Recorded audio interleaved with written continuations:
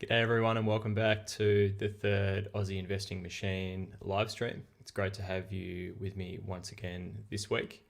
Hope this Sunday time slot proves to be more popular than the Wednesday we had this week, although I've seen that community poll and it looks like we will maintain that Wednesday 8 o'clock, 8:30 live stream going forward. In this live stream, there's a little bit of news that I wanted to go over up front, some stocks that have been sort of doing some interesting things this week. So we'll start off with those, and while I'm going through those stocks, like usual, please feel free to ask any questions you might have, and then I'll get to those once I've done that presentation. So similar format to what we've done before. Any questions I'm happy to answer. So g'day King Korean, good to see you. How you doing? Mio as well, good morning. Happy Sunday. Hope you've had a good week and are ready for the week ahead. So what I'll do, guys, is I'll jump into this presentation I've got ready. So we'll go through a couple of stocks that have been interesting this week. So first one's Polynovo, which continued to drop. And you know, guys, that I like this stock. And here's a few little bits of text that I've pulled out of some articles that I've seen. And really the reason why it's been dropping so much. So expectations for growth in 2021 is double that of 2020, and they're sort of not on track to meet that at the moment. And the main reason is because of these uncertain patient volumes due to COVID-19. So the business is being adversely affected by an external factor that they can't really do anything about. So I don't think it's fair that their stock price is getting beaten down as much as it is. And I think it probably will present a good buying opportunity, although I'm keen to see their next lot of results reported, and that might cause a further drop in the stock price. And if it does, I think that's when I'll enter a position. So management also tempered expectations around growth for the second half, given the uncertainty in patient volumes. And this obviously will continue as coronavirus is still not really resolved around the world. So that's a little update on Polynovo. Carby, I'll get to your question shortly. We'll just go to the next company. Vulcan Energy, we talked about last stream. And since then, it's had a massive price jump. We looked at why they were a good company. If you're keen to see the reasoning there, make sure to go and check out that last live stream. Some good info in there about Vulcan, but essentially since we did that live stream, we've had the company come out and provide their pre-feasibility study on their main asset. So they've got a lithium-rich piece of land in the Upper Rhine Valley of Germany, and this feasibility study has shown us that it can be very profitable, and it also gives us a net present value for that piece of land, which you can see there is 3.52 billion. And obviously off the back of this news, the feasibility study says, yes, this is commercially viable and yes, it will work. They've got support from many major European nations. All they need to do is put the shovel in the ground now and start their operations. So I think Vulcan's a good buy, probably not right now, because it's had a bit of vertical price movement due to this sort of hype news. So it's one to watch, and when that price comes down, I think, they could be a great speculative pick. I mean, obviously they're not profitable yet, but along the line they will be. I think that's what this study has proven. So that's just a follow-up on Vulcan. I thought that was worth doing because we've just seen that price go up and up. Morning, Krez. How you doing? Go over to the next slide. So Weebit Nano, I haven't spoken too much about this company on the channel, and I probably plan to more.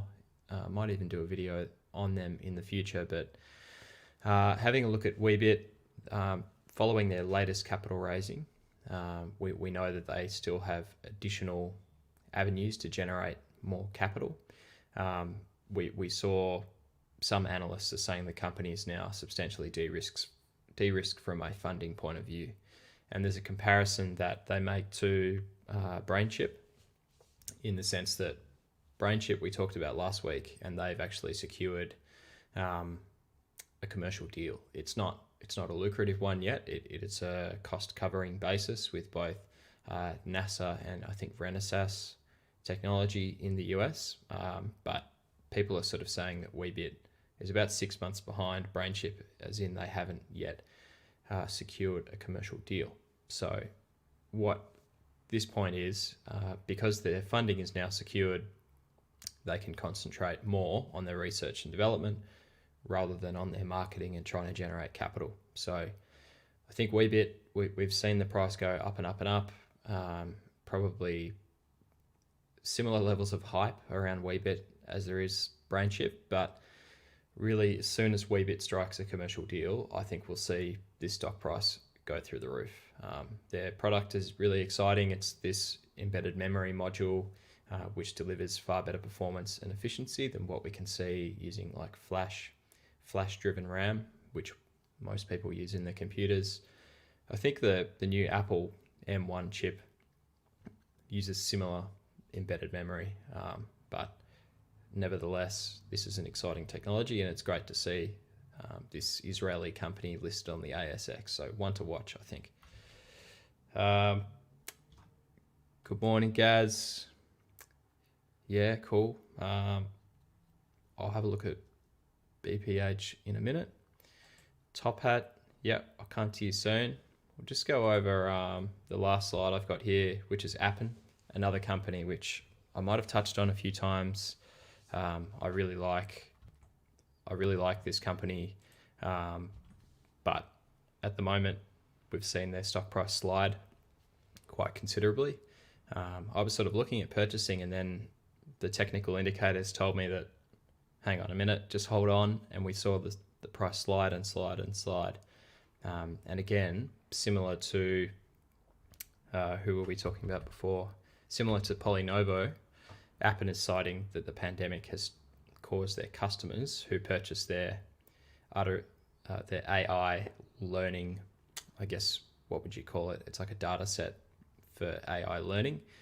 Their customers have really fallen off due to the pandemic as they've focused on other things. But management's now saying that, or brokers such as Macquarie are saying they're confident the company will bounce back once the pandemic passes, and they believe the company is well placed to benefit over the long term due to the increase in use of AI. And Appen is even predicting pretty decent earnings. I mean, they're still a little bit below their forecast guidance, which was 125 mil. They're sort of expecting 106, but it's not too far off. And they've also stated they continue to win new customers. So the price has shifted a lot, and I don't think it's really proportionate. I don't think it's really proportionate to their results. If we have a look, I'll pull up what their share price has been doing. See here, it's still dropping. Over the last 6 months, yeah, it's come down from a high of 43 down to 22. It's almost halved, and we're seeing, back on those results, we're looking at 125 mil expected down to 109. It's 10 mil difference. It's not earth shattering, and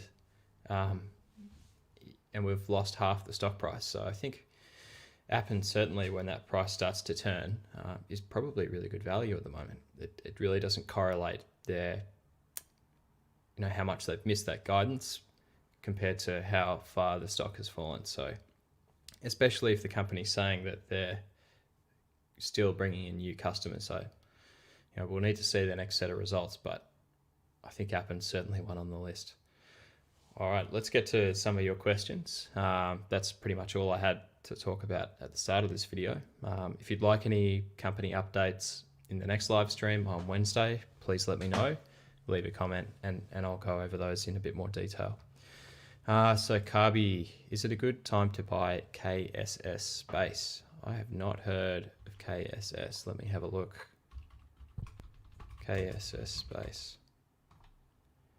KSS. Okay.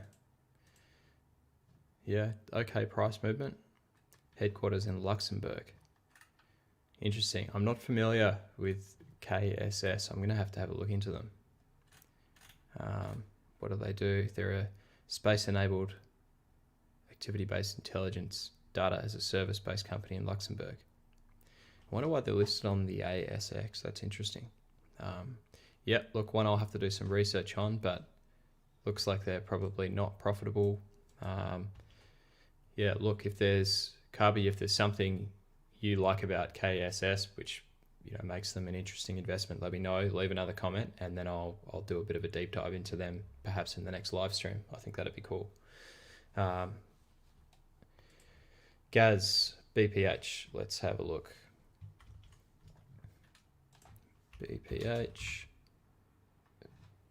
BPH Energy. Okay, cool. Well, I'm invested in Beach Petroleum.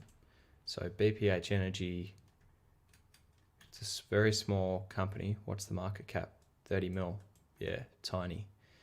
We'll pull up. Again, I'm not familiar, but let's have a look at their summary. It might be one worth talking about.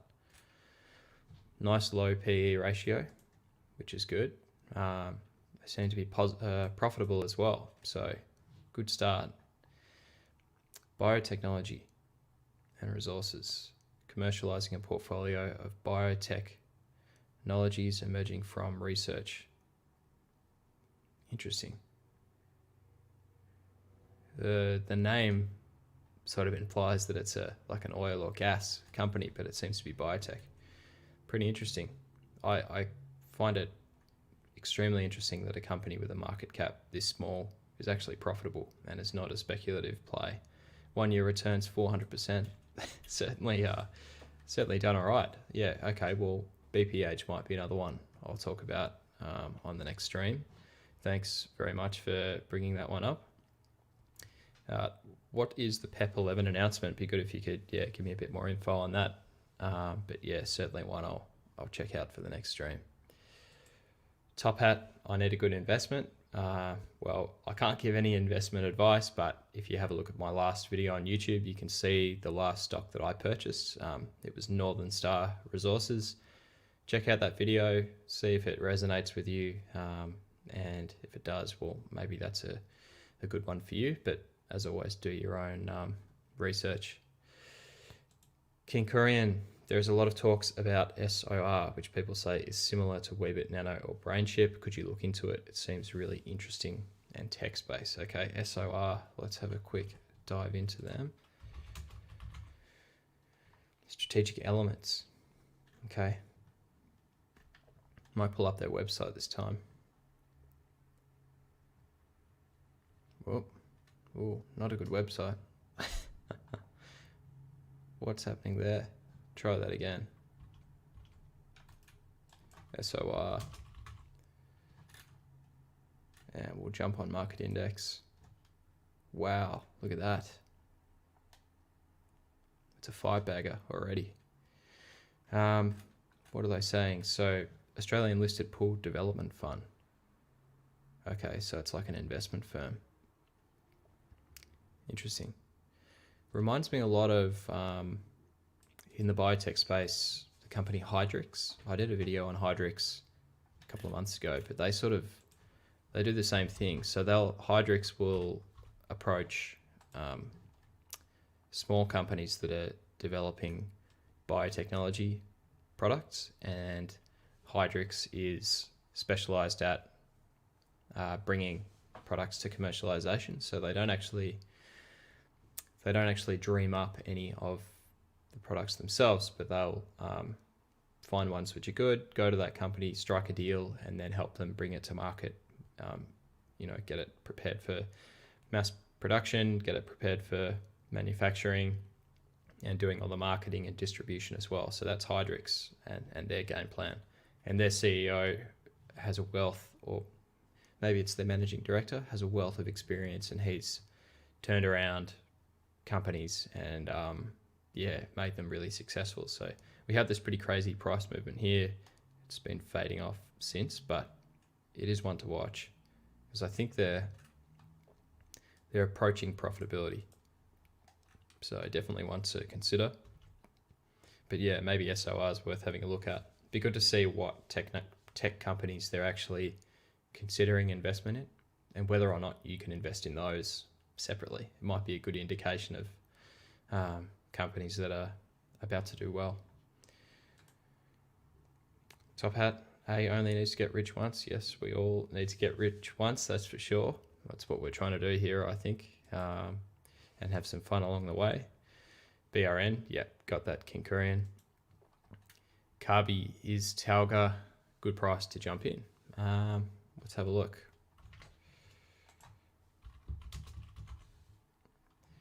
Talga Group, yeah, continues to be pretty strong.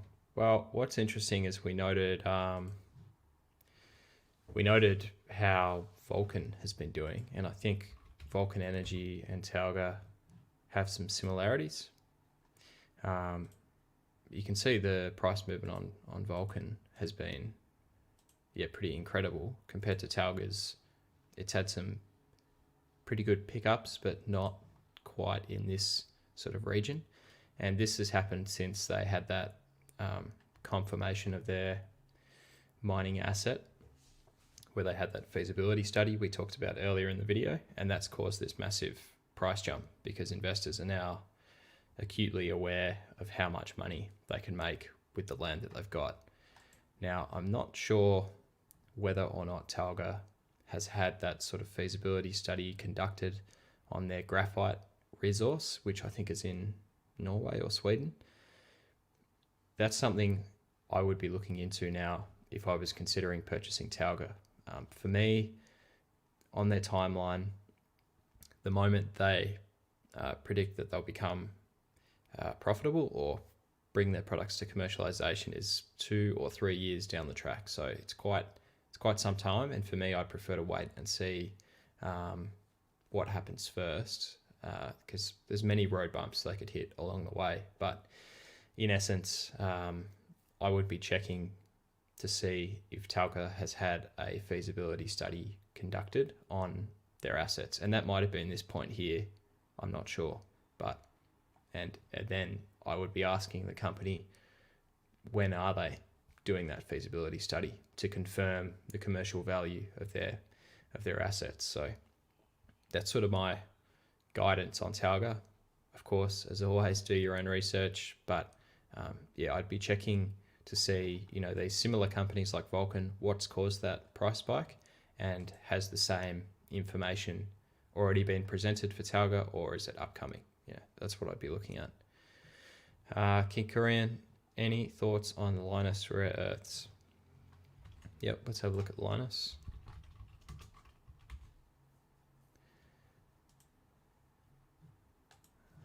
Linus Rare Earths, ASX.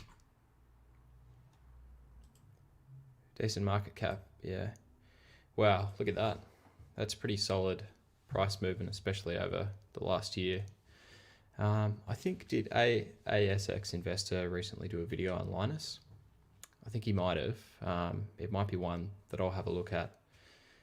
Certainly, rare earths are becoming more and more in demand, as especially EVs require a lot of rare earth metals in order to be manufactured. So yeah, it looks interesting. Not profitable from at least this snapshot, which is a little confusing. They're a massive company. Integrated source of rare earths from mine to customer. Mount Weld in Western Australia. So it's Australian based, which is good. Okay. Yeah, well, maybe I'll do a review of Linus before the Wednesday live stream as well. It's an interesting company. So let me do that and get back to you on sort of some positives and negatives that I can find from the company. Kinkurian, any update from the directors who sold shares in Polynovo? Yeah, that's right. That was one I was meant to look into. Apologies. I'll make a note of that. I think talking about directors who are selling shares, since we last spoke about Doe, the neobank Doe, we've seen a bit of a development on that. Their shares are still frozen. The ASX continues to ask more questions. It seems like they might be in a bit of hot water. So in terms of directors perhaps selling out or selling sideways, Do's one to watch. But you're right, Kinkurian, I was meant to have a look at that insider selling for Polynovo, so I'll make a note of that and perhaps address that in the next live stream. APX, if it gets anywhere near the $20 mark, I'll probably be buying more. I reckon, yeah, definitely. I don't know. I think the broker consensus, the price target is something like $40, maybe more. So it's extremely undervalued in my opinion at the moment. Solid company as well. It's not like they're an upstart that's not profitable. You know, they've got a long track record of being highly productive and profitable. So definitely agree with you there, Mio. It's not far around the corner, I don't think. BC, SOR, yeah, someone asked that before. Who was it? King Korean asked about SOR just before. So, and I had a brief look and I said, I'll definitely come back to that company in the next live stream. Give me some time to look into them and I'll figure out what sort of the pros and cons are. Them and Linus that I've got on the screen at the moment are both ones that I'll take into the next live stream and do a bit of a deep dive. Gaz, so this was for what were they called? BPH Energy. So it's both biotech and oil and gas. Interesting. The PEP 11 announcement is for carrying out more drilling just off the New South Wales coast. Announcement imminent. Apologies. The field is purported to be as large as the Bowen Basin. Wow. Okay, yeah. So PEP 11 announcements for carrying out more drilling. So presumably once the drilling's complete, then they'll confirm how large the asset is and whether or not it's feasible to go in there and mine. Certainly interesting. It'd be good to see what the oil price is doing at the moment, because if you had a look at my portfolio update, which was the last video, with at the end of the Northern Star sort of purchase reasoning that I gave, I went over my portfolio, and my number one stock for the year has been Beach Petroleum, which, you know, when the oil price was so low, you certainly would not have picked that. So sorry guys, getting a bit of flickering. I hope that's not coming up for you, but apologies. See if I can do that again. Oil price. Okay, so market index. There's that 2020 low. That's incredible. How could it be minus? Unusual. So yeah, it's definitely coming back up. It's not at pre-pandemic levels, but it's certainly made a bit of a recovery. I think with oil stocks, I'm not as pessimistic as some about oil and gas. There's a lot of people who sort of want to concentrate on renewables at the moment. Certainly, I think coal, a resource like coal, doesn't have as positive an outlook as oil and gas. Peak oil is still a few years away, I think, and especially as people return to travel, there's no substitution for oil for many modes of transport, especially industrial machinery, boats, you know, container ships, cruise ships, and then obviously aircraft is the big one. They're so far away from developing an electric aircraft. I don't think that's going to happen anytime soon. And even the transition to EVs, how long will it take? I mean, for developed countries, it could be quicker. And we know some of the European countries have put a sort of an end to gasoline car or new car production. But in the developing world, it's not going to be an option. It's just not affordable. So I think there's still upside in oil and gas stocks, at least for the next 10 to 15 years. And you'll see some, I think it might be Peter Lynch, who's an expert investor in the US, and he spoke about, you know, there is a huge upside to declining markets if you can find the right company. And he speaks about Philip Morris tobacco, so an industry that many people saw to be dead. Philip Morris was the best player in that industry, essentially, and even though the total sort of market cap was declining of the industry, Philip Morris was the best player in that industry, and you could pick them up for a discount and they continued to perform year on year. So I think that could be the case for particularly some of the good performing coal companies, and not just yet for oil and gas, but I don't think it's declining just yet, but I wouldn't be worried about investing in oil and gas. I hold a little bit of Woodside Petroleum in another portfolio, and that hasn't done well, but it's recovering just like Beach has. So yeah, it might be, I'll put that on the list as well, BPH. So I think we've got Linus, BPH, and SOR for the next video. So it's a good set of stocks. Where else are we? So Josh, thoughts on VML, please? Thank you. Sure. I like your photo, Josh. That's pretty funny. VML. Can't say I've heard of them. Vital Metals. Okay, small market cap, 99 mil. Yeah, not a lot of buying and selling. Explorer and developer with high prospective mineral projects, focusing on world-class rare earth, so another rare earth. Commenced production in 2021. So that's not too far away. Interesting. Be good, Josh, if you could tell me, how you've come across this stock and what the positives were that made you interested. If you can convince me, I'll jump on VML in the next video as well, or do some research on it. But I normally tell people that companies with a market cap that small are sort of in the penny stock region. I probably wouldn't normally spend time looking at those unless there's something that you can convince me of. So let me know, leave another comment, and I'll come back to you. King Korean, ASX and a few others are looking into Linus due to strategic importance and geopolitical tensions between US and China.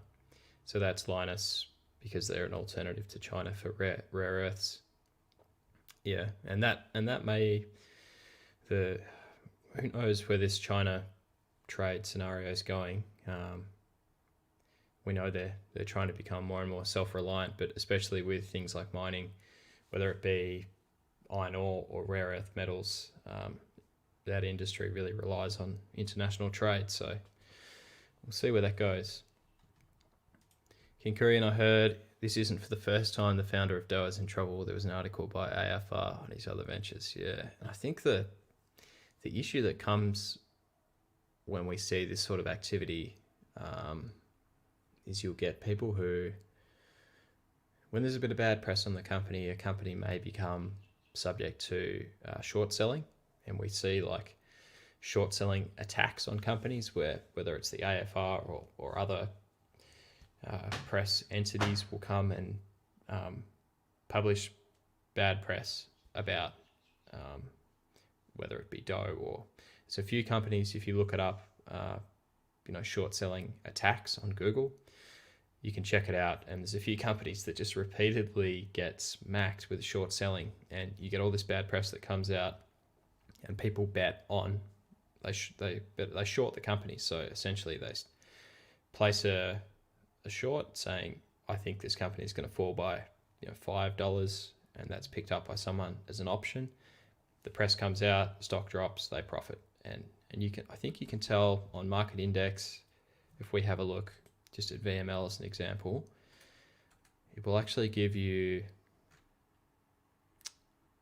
so under here, under the stats, you'll see it says short sold and a percentage. And so that's how many people are short selling the stock. And that's quite low at 0.11. But if we go to something like Webjet,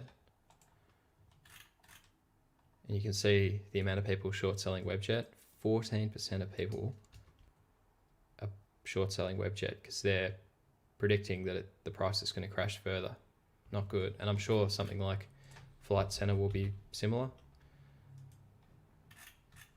Not as bad, 7.8, but yeah, it's something you should look at, especially if it's a speculative or small stock like Doe, to see how many people are short selling it, because it's certainly a danger sign. If you're looking for the stock to go up and there's a lot of people who are shorting it, they're shorting it for a reason, usually. So let's have a look at Doe. Short sold 0. Okay, well that's good, but certainly a risk. Something you should consider when you're doing your research. Have I had any experience in shorting anything? No, not personally. I think they're called option trading, and essentially you need to be on a trading platform, which I think is something like who does it?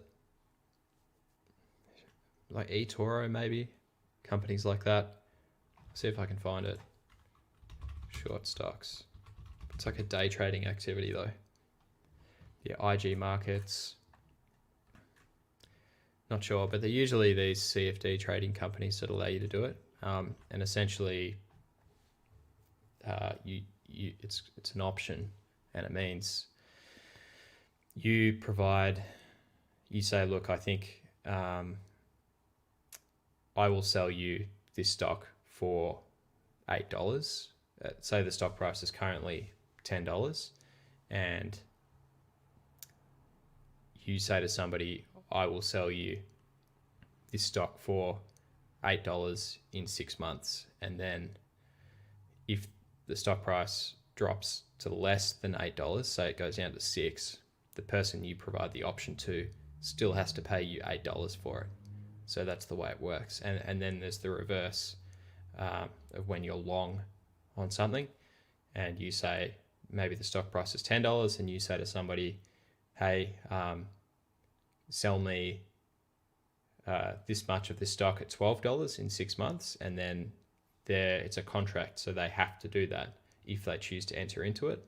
And then if the stock price goes up to like $20 by that date, you get the stock for $12. So there's a whole science to it. It's a different sort of side of investing.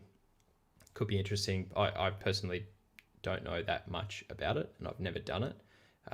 But I think it's a day trading really activity. So King Korean, yeah, an SOR video would be so helpful. Yeah, cool. Yours an ASX investor to break the tech stuff. Yeah, yeah, I agree. Like, what ASX investor and myself, I think our videos are, a lot of it's certainly information you could find yourself if you read, but I think what we both try and do is to present that information in the most easily digestible and understandable way. It benefits you because it's easy content to digest. Watching a video, especially for me, being a visual learner, so much easier than reading articles. And then obviously we get something out of it because you guys ask questions about stocks like SOR, which I've never heard of. And then all of a sudden you're like, hey, this company's all right. And you have this broader outlook on the market. So it's this win-win, I think, for all of us. And it's really neat. And that's why I love these forums, like these live streams. Really awesome to do because, I get to have a chat with you and we bring up all these stocks. Just posting videos, someone might leave a comment here and there, but it's not as engaging, I don't think. So yeah, keen to keep doing more of these. BC, what are some basic pillars of a portfolio spreadsheet? What do you include in yours? I think the best portfolio spreadsheet management I've seen is through another YouTuber who is an awesome guy to watch. What's his name? Invest for the Future. He's got some great videos. Really in-depth analysis. Yeah, check out this guy's channel. I'm subscribed. He's got 10,000 subs. He should have more. He's patient. He's knowledgeable, and he's super honest and goes over his portfolio every quarter, I think. And what he does that I don't, which I'm probably keen to do, but I don't have the resources to do it. And that's, he breaks down his stocks and portfolios on a quarterly basis. So he looks at quarter versus quarter performance. And if a stock doesn't meet the performance in one quarter compared to the other, he axes it out of his portfolio. It's just gone. He's brutal. It's non-emotional investing. He's got a structured set of I think requirements for a part of his portfolio that he uses, and then if the stock doesn't make the criteria, it goes. But to get that quarterly performance in an easy to sort of extract way, he uses a service called Stock Doctor. And Stock Doctor, there's other ones available, but it's pretty much very good stock data, which allows you to scan through information easily. So you could plug in, I want the company to be profitable, I want their earnings per share growth to be more than 15%, and I want their debt to equity to be less than 20%. Then you plug those parameters in, and it gives you all the stocks on the ASX that fit those parameters. And then you can easily download that information into Excel. It's a great service, but it's something like $1,000 a year. So for me at the moment, you've seen in my portfolio update that at least on this YouTube portfolio, my total profits were like $600 or $700. So using that service for me at the moment would just erase my profits. So it'd be great to have, but not with my current investment size. I think Invest for the Future has a portfolio of around $1 million. So, and he's retired and living off his investments. So it's sort of essential. But yeah, BC, you can short the market via beta shares. Okay, interesting. Yeah, I might buy some oil ETFs and let it sit for 5 to 10. Yeah, it's a good way to get, broad exposure. Or you could find, a good oil company that's trading at a bit of a discount. Carby, would you mind an analysis of AVZ Minerals? Is it a good investment right now? Okay, let's have a look. AVZ Minerals. AVZ, 20 cents, so 600 mil market cap. So it's not a penny stock, I wouldn't say. It's close, but not quite. It's had a bit of a good price jump and now it's rolling off. I like the logo. Let's have a look on market index if we can. Okay, AVZ. Wow, look at that. They are not profitable, but they're not far off by their earnings per share. Huge 1 year return. Focused on developing the Nano lithium and tin project in the Democratic Republic of Congo in Central Africa. Interesting because China, through their Belt and Road initiative, are sort of spreading the tentacles through China pretty quickly. And we know there's a massive iron ore deposit there that they're planning on developing. It'd be interesting to see whether or not they're trying to buy up some of the projects that companies like AVZ might have there. Yeah, okay. It looks like an interesting company. Is there any reason it's on your radar? Carby, again, give me some information to go off. If you can convince me to look into them, maybe something that some other people don't, then yeah, because we've got Linus, I think we've got a couple of others. Is it BPH, BHP? A few companies we've got to look into next stream. Give me a bit more info, leave another comment and convince me to look into them because yeah, I'd be keen to if you can convince me. King Korean, these are US stocks, both in the hydrogen sector that's done well. Australia seems heavily invested in hydrogen as clean energy and exporting it to Japan. I think too many people are into EV. Yeah, perhaps. I know there's a massive hydrogen project in Tasmania. So look, there's a huge undersea link that they're planning in Tasmania. So on the northern coast of Tasmania, they're planning on building a big hydrogen production station, and then they can produce power and send it to Victoria and other southern states. So yeah, hydrogen, I think that we know you can use hydrogen in cars, but I think it's also an excellent renewable for grid energy. Yeah, you're right. The hype is certainly more around EVs and lithium and graphite rather than the hydrogen. So that might be the next, the next hype sector. And yeah, you might be right there. Be good to know. So they're US stocks, Plug and FCell. Interesting. Be good to know if anyone has any idea, leave a comment. Who are the leading hydrogen companies on the ASX? If you know, let me know. I'd be really keen to have a look at those companies. Please put KSS space as well on your next video. It's really interesting. All right, let me make a list so I don't forget. What have we got? I think we're doing, just bring up a new note. Sorry, I'm doing this off screen. Okay, so I've got Linus, KSS, I've got KOR, I think it was. BPH was one. And SOR, gee, big list. Got a bit of work to do for you guys. I think that was it. Yep, so let me know if I've missed one. I've got Linus, KSS, BPH, SOR. If there's any others, let me know. Kinkurian, so bullish on hydrogen.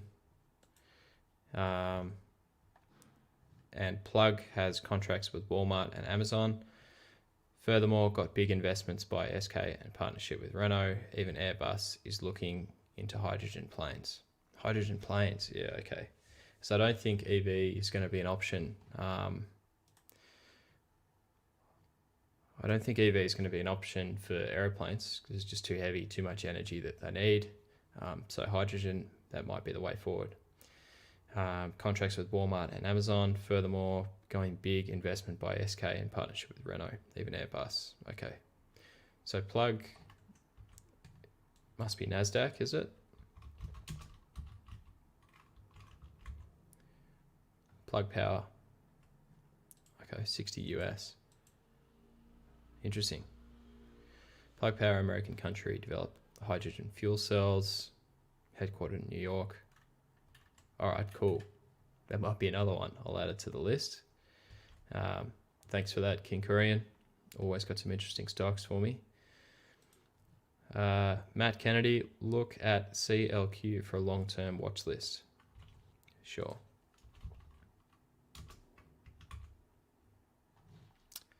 Cleantech Holdings. 292 mil. Can you give me a little bit more info about what's got you interested in Cleantech? That'd be awesome. Just a little quick brief read on them. Ion exchange process to the recovery of strategic minerals from tailings. Yeah, interesting. So I wonder if they'd be engaged by a mining company or whether they have their own operations. Yeah, cool. Another good one. Kinkurian, I think Mesoblast was smacked with short selling. Yeah, doesn't surprise me. Let's have a look. 9%, not as much as Webjet, but yeah, that's not good. That's seriously something to look after. They are always having ups and downs, aren't they? Sports best highlights. Have you done any analysis on MYL and BRN? BRN, yes. Just done I've done a couple of videos on BRN. If you want to go and have a look back on the channel. MYL, I haven't heard of, not familiar. Myanmar, yeah, I've heard of this.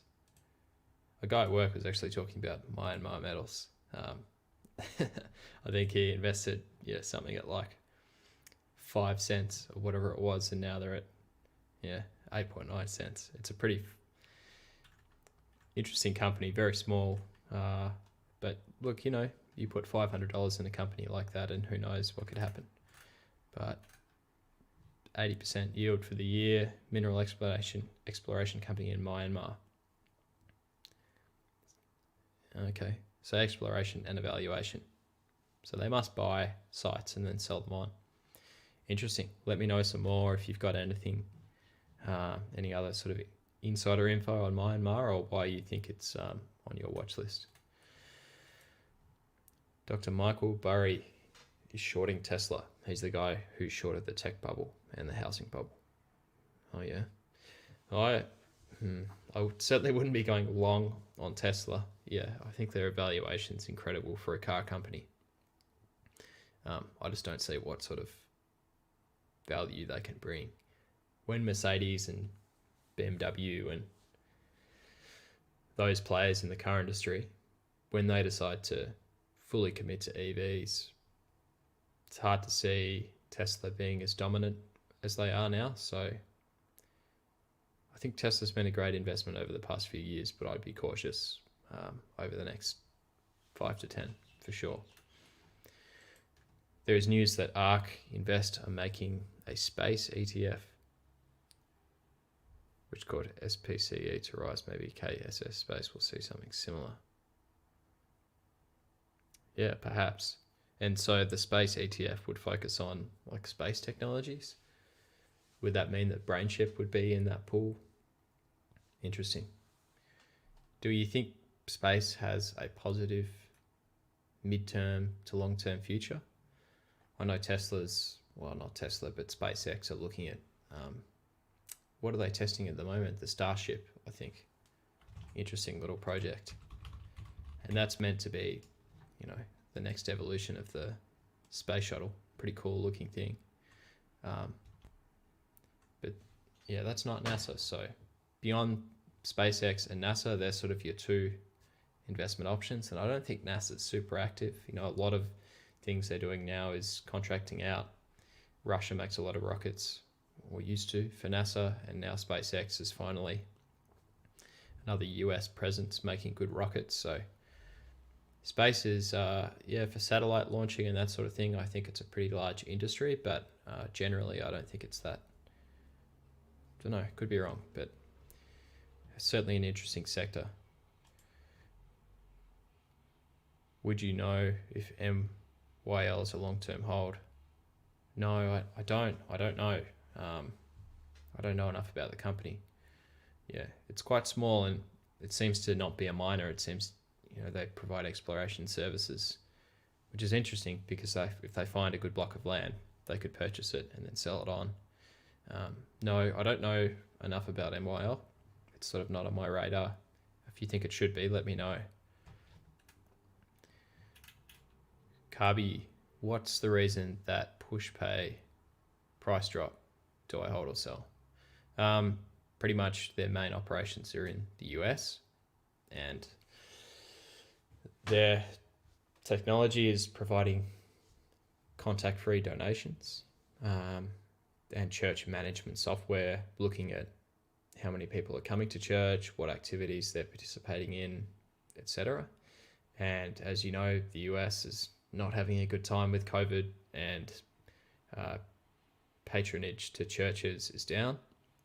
And so PushPay, you know, takes a cut from donations that come in, so therefore their performance has suffered a bit. So that it's really it's definitely a COVID affected company. But I think the basis of their operations is strong. I'm losing money at the moment. They're the worst stock in my portfolio, but I think that I'm holding onto them. I think they've got opportunity, you know, in the big data sense, you know, that yes, they facilitate donations, but they also provide the church system with data, and data, as we all know, is super valuable. So yeah, I'm not concerned about PushPay. I think they'll rebound. We'll see what their next lot of results is. It's possible they could fall further, but I think they'll come back. Thanks, BC. No worries. Do you have or plan any other investments like properties, collectibles, or even punting? Yeah, I had a crack at I had a crack at, what do they call it? Arbitrage betting. Didn't have any luck. I think they've tightened that up. There's a few videos that have been out on that, and I had no luck. Maybe I'm not smart enough for that, but I just found that if I did find a bet that I could place that was a good arbitrage, by the time I clicked on it and got to the second website to place the bet, they'd already changed the rates. Like, it was a rapidly moving target. In terms of property, yeah, certainly looking into that. The market's a bit soft at the moment. Not many investors, so it's not a bad time to buy, but I'm sort of waiting to see the impact of the lack of migration. As we all know, migration in Australia drives property prices. There's been some pretty good first home buyer incentives, which will help new entrants come into the market, which does push up prices. But I'm just waiting to see what happens with that net migration. I think we're almost in the negatives now, and I can't see the borders reopening to international migration for at least another year. And I think the impact on the property market will lag behind that quite a bit as projects are completed. We'll see how we go. But yes, interested, and I think rural property investment will be the go. Certainly not in capital cities. The yield's just too low. So I can keep everyone updated on that if I do make a move, but for now I'm just sitting and watching. Collectibles, no, I haven't got anything there. Maybe if you do, let me know. Is this something I should be looking at? Happy to look into it. The Polynovo support level. You're a holder. Yeah, sure. Can have a look at that right now.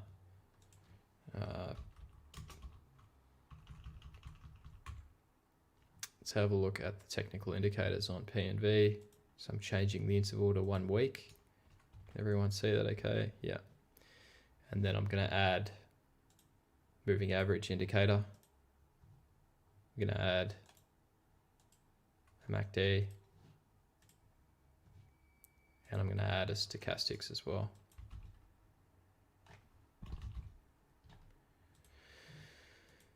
And we'll make that full screen. Where are we? Where is the full screen button? That's annoying. Might have to look at them one by one. So here's the moving average. And as you can see, up when it was at 395, it was trading so far above the moving average, which is usually the resistance point. We can see back here it did drop below the moving average. The buy signal is at this point here where it crosses back above the moving average, and the sell point is where it crosses below. So I'd be expecting it to drop further, then turn, and then when it comes back up to cross the moving average line, that's when I'd be let me see if I can draw this in here.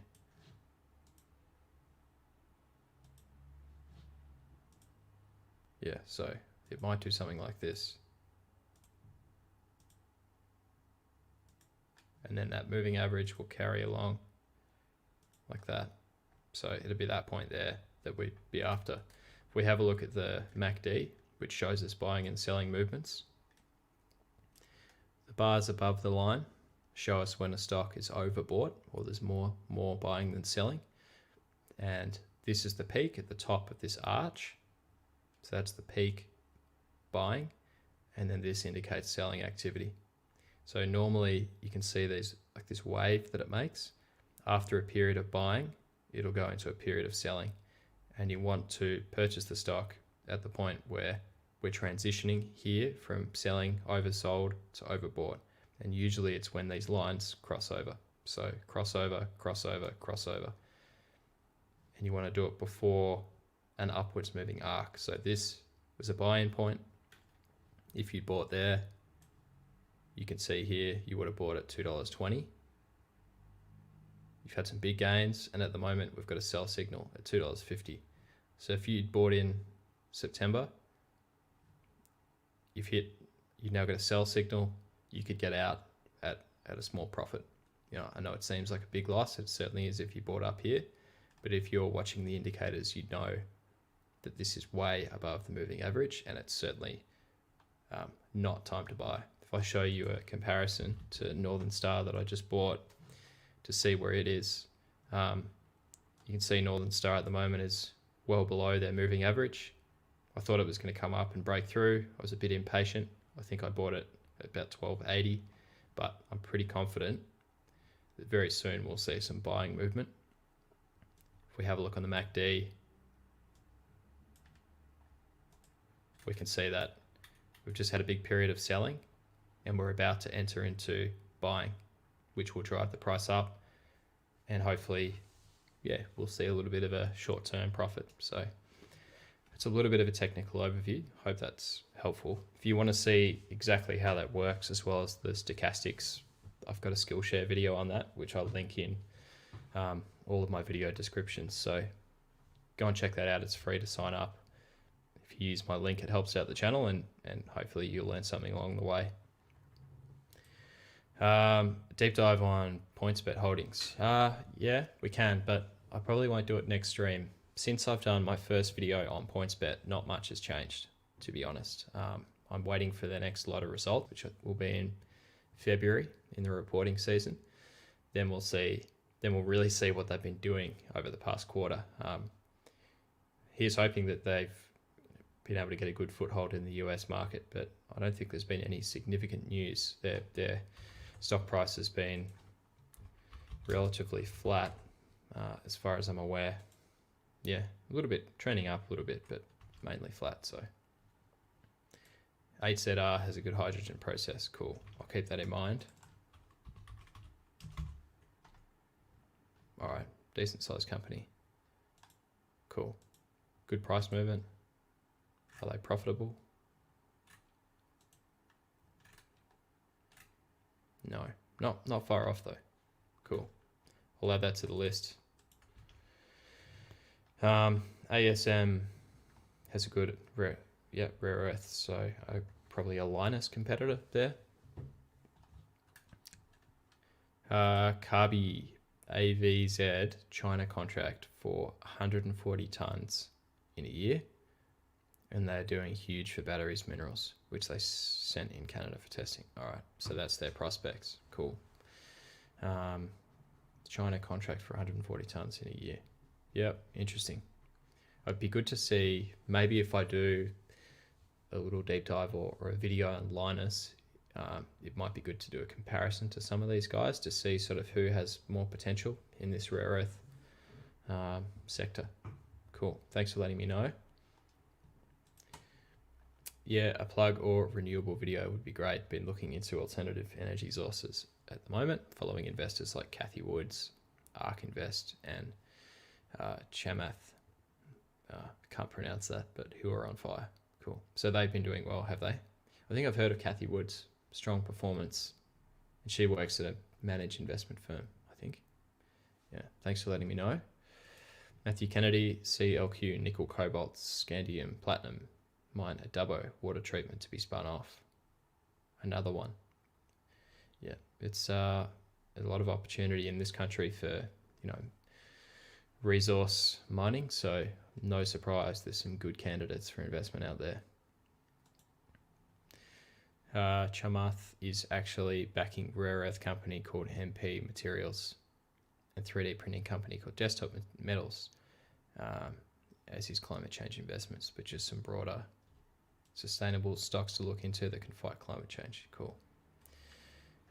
You've been researching VUL. That does nickel mining, apparently talks with Tesla. Yeah. Elon has famously said, mine more nickel ethically and sustainable. Yeah, well, we all know the major inputs to EVs, copper, nickel, lithium, graphite. So there's huge upside there, I think, and there's a lot of space in the market for a number of competitors. So VUL is doing R&D into sustainable nickel mining, which is very interesting. Like to find supply chain. Yeah, so would I. It'd be interesting to see, these European car makers at the moment. They do have EV models, Porsche, Audi, the e-tron. BMW, Mercedes, they do have models at the moment which use battery technology. As you're saying, it would be cool to see where they're currently sourcing those from. I think that'd be awesome to see. So it's if you do find that out, yeah, leave a comment on one of the videos. I'd love to know. Well, I think that'll probably do for Sunday morning. It's been an hour. Thank you all very much for joining me. Make sure to give the video a like once it goes up on YouTube. Really appreciate the time you've spent watching and leaving comments. Got quite a bit to talk about on Wednesday night and maybe a couple of videos in between. So again, thanks for all your suggestions and for spending some time with me. Really appreciate it. Until next time, guys, I'll see you in the next video. Cheers.